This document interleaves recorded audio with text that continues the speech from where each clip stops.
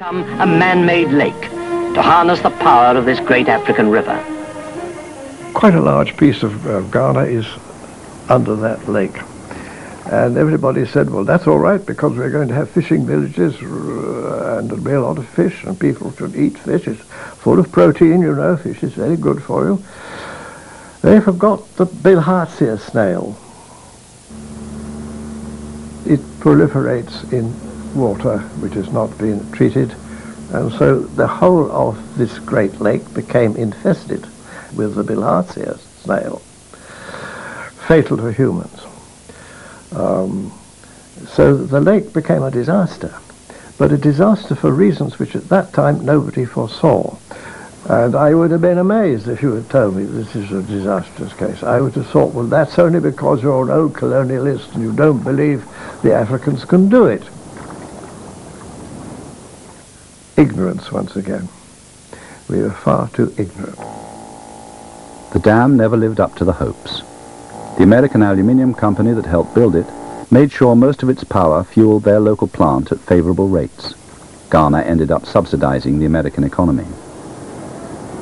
Ghana offers good terms and expects good terms in return. But no time can be wasted on impractical and uneconomic schemes.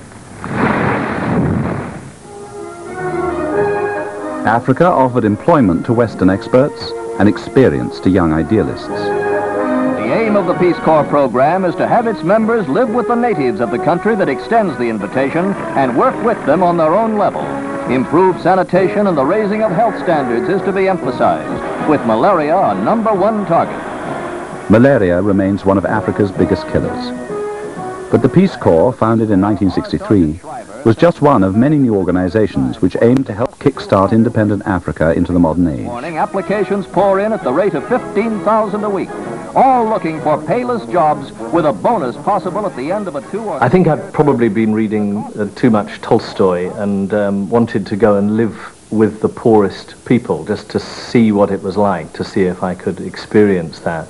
And the poorest people at the time were in Africa, so that's where I really wanted to go. But I didn't want to go as a tourist. I wanted to go and somehow try and share their life.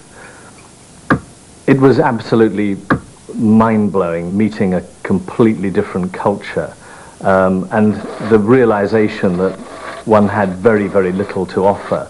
What really could a 21-year-old who'd been through a British education, what on earth did they have to teach people there? President Nkrumah warmly welcomed Deputy Premier Mkoyan when he flew into Accra. The Kremlin's second man... Meanwhile, Western governments kept an eye out for political opportunities and threats. You have to remember that almost all British foreign policy at the time was devoted towards containing Soviet influence wherever it was spreading. And that was the sole objective. At a time when Africa was the new battleground of the Cold War, the Soviets did hope to win Nkrumah to their cause. We, of course, sympathized to Ghana at that time because they were proclaiming socialist ideas. So we were thinking that if we helped Ghana, if we helped Nkrumah, then Ghana would go on the socialist way of development. We felt that if we criticized what was gradually happening in Ghana, it would simply drive Nkrumah more and more into the Russian fold. There was much to criticize. Nkrumah was exploited by foreigners, but he also became an exploiter in his own right. As the economy started to slide, he wrapped himself in a cult of deification. In Nkrumah, you had somebody who was named Asajifo. Asajifo means the Redeemer. And gradually it became more and more absurd because the party press, and there was only party press by late 1963, eulogized him in the most ridiculous way. They talked about Asajifo, was this the second coming? And when he made a speech, the earth trembled and the clouds parted. And of course, at one level it was absurd. At the other level, it was all-pervasive. In 1966, Nkrumah was toppled by a CIA-backed military coup. The Americans suspected him of being too receptive to Soviet advances. The people who had once worshipped the dictator were overjoyed at his fall.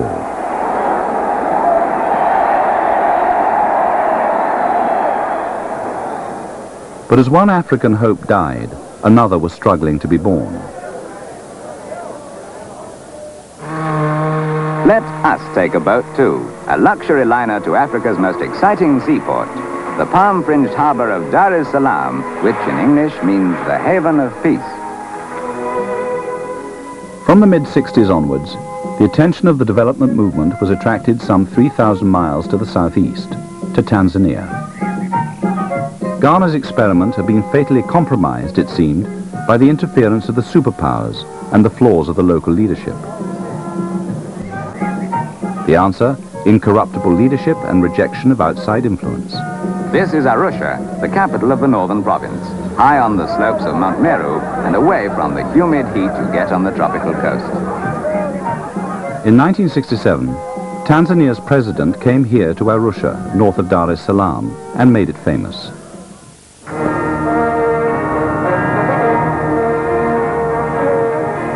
The attention of all the working people of Tanzania was directed towards the most northerly part of the country, towards Arusha, where the Town National Executive Committee, during its 3-day session, came to historic decisions and traced the road to socialism. The Arusha Declaration proclaimed socialism and self-reliance.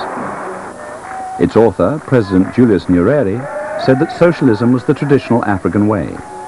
He called it ujamaa, togetherness, and said that Tanzania's people would build ujamaa by their own efforts.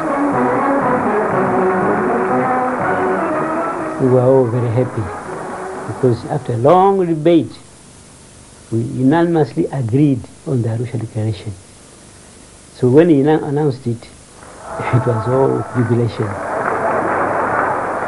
Arusha was celebrated by Tanzanians in a series of mass rallies. It attracted radicals from across the world, political activists, aid workers, journalists. You wanted to get up and go in Africa, and this was the best place to be at the time. I really think it was the best place to be in 1968 in the whole of Africa. In fact, a lot of people were saying, if you're interested in politics, it was one of the best places to be in the world. There was a feeling that Africa could break away from the domination of the West and actually find itself through an experiment which was, we thought at the time, being led by Julius Nyerere. With the arrival of foreign enthusiasts, the paradox of Arusha emerged from the start. An experiment proclaiming Tanzanian self-reliance was to be financed by Western aid and applied with the help of Western advisors, even if they were sometimes astonished by the pace of events. Why was it decided to nationalize the banks at once? Was the action taken, as some believe, without full consideration of the implications? European advisors worked at the heart of the government. Joan Wicken, one of the most committed supporters of the Tanzanian experiment, was Nyerere's personal assistant for over 30 years.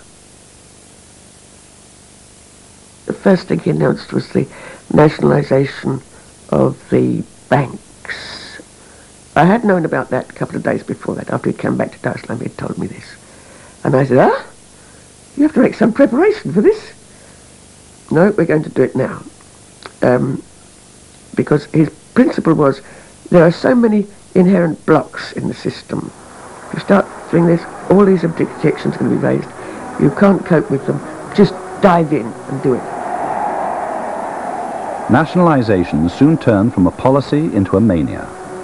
In a country with just 120 university graduates at independence, the government bureaucracy expanded rapidly. Factories, estates, even village shops were taken into state control. Many believe that one of the strongest voices behind the nationalizations was an American economist trained at Harvard. Reg Green, he was a legend in Dar es Salaam. He was a dominating figure at the University of Dar es Salaam. He used to wear a fez. He had a soft American voice, and he used to wear a pigtail. And Reg Green and people like him perhaps were well-meaning, but gosh, they left an awful mess behind them. selectively, I thought, and still think at that time, that it was a good idea. But in some cases, when clearly it nationalized all sorts of small things that never should have been nationalized,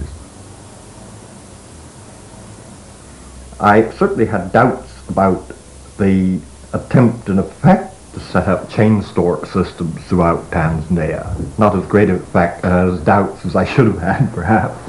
Why didn't he do that in his own country? Why come and practice here and ruin our country?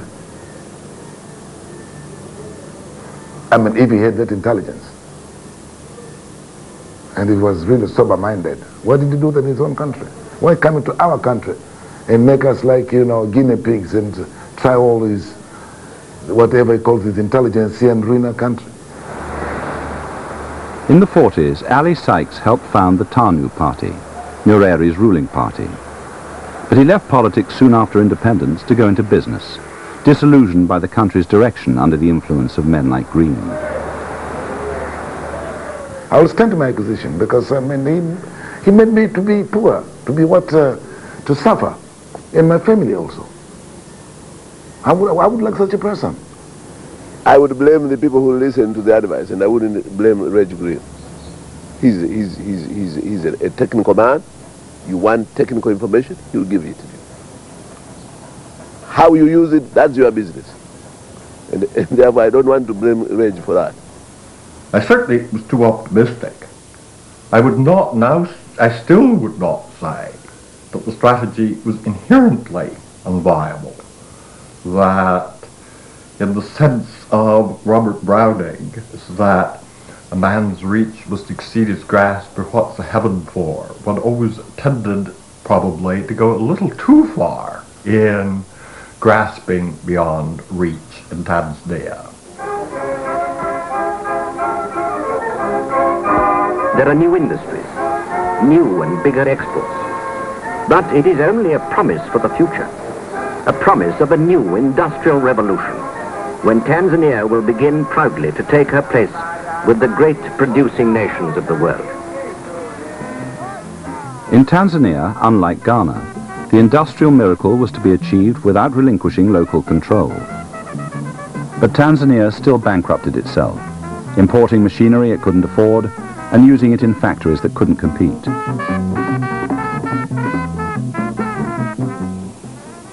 Julius Nyereri's theories were popular, not just with left-wing journalists and academics, but with the great and the good. He became a world-famous figure through his denunciations of the West. We need those resources which are taking people to the moon. I need those resources here. It's a matter of right. So I'm going to get them somehow for our people. These resources are world resources for the people of the world. And we've got to get them and develop our country. Nyerere explained that self-reliance didn't mean rejecting aid, but only that aid shouldn't compromise the Arusha principles. In the 70s, Tanzania was receiving more aid than any other African country.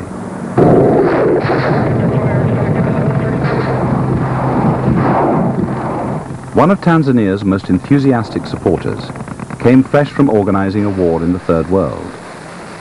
Robert McNamara took over the World Bank straight from the post of U.S. Secretary of Defense, responsible for the Vietnam War.